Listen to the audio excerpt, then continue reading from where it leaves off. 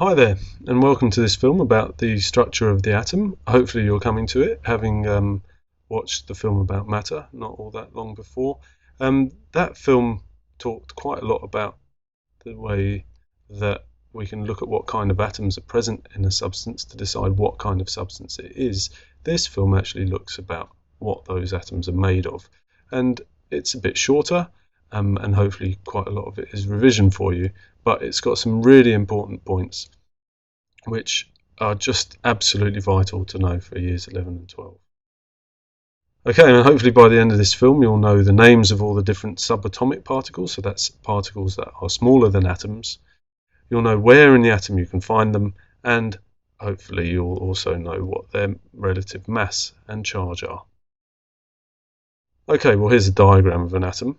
It's just one of many ways of representing atoms, but what all those ways have in common really is the fact that there's a nucleus or a center to this atom, and within that nucleus is where you'll find two of the subatomic particles, the proton and the neutron, and they're by far the heaviest particles in the atom, and they're stuck there in the middle. And this diagram's nowhere near to scale, but what it attempts to show you is that the electrons, and that's the third subatomic particle, and we only need to know those three for chemistry, in years 11 and 12, they're orbiting the nucleus, and this diagram kind of shows them in quite neatly defined paths, but we know now that that's not true. Their motion is very random indeed, and it's actually quite difficult to comprehend, being governed by quantum mechanics, which are difficult things to comprehend. But anyway, there we are. That's the structure of the atom. Well, let's just quickly look at the properties of those subatomic particles, and the most important properties as far as we're concerned are their mass and their charge. They're relative quantities, right? So they don't have units, right? They're related to other things. They're actually related to a 1/12 of the mass of a carbon-12 atom.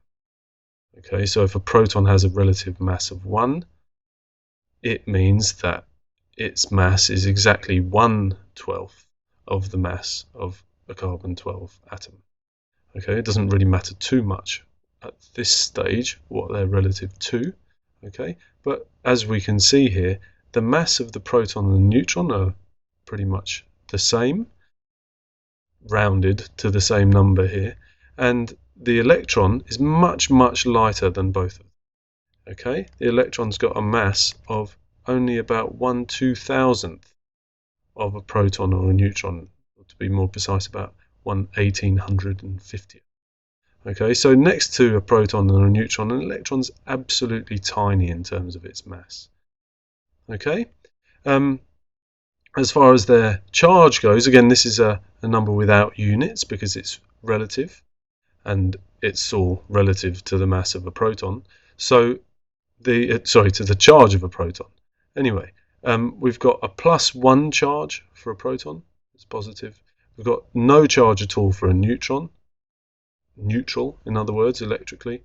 And an electron, well, that's got exactly opposite but the same amount of charge as a proton. So it's got -1, but it's negative. Okay, and just finally, this final column of the table just talks about what we talked about on the previous slide, that these two subatomic particles, the proton and the neutron, they're found in the nucleus, and therefore they're called nucleons. Okay, whereas the electrons are orbiting around the nucleus, and we'll see later that they're orbiting in different energy levels, which we call shells. Okay, but that's about it for this film about subatomic particles. If you're thinking what film should I watch next, it's probably a good idea to watch the one about atomic symbols, which tells us how the subatomic particles we've been learning about can be represented using a simple notation.